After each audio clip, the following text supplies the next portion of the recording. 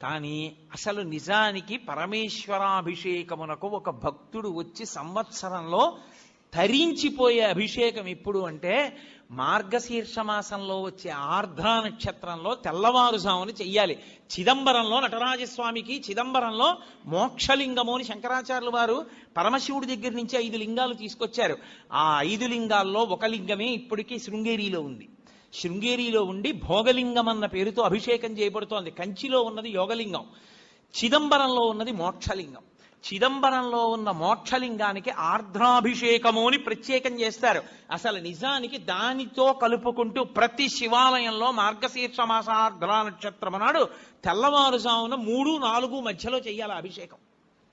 దేవాలయాన్ని మంగళవాయిద్యాలతో పరమేశ్వరుణ్ణి మేల్కొల్పి ఉత్సవమూర్తుల్ని తీసుకొచ్చేసి గబగబా ఆలయాన్నంతటినీ శుద్ధి చేసుకోవడం అంటే సిద్ధం చేసుకుని పరమేశ్వరుడికి అభిషేకం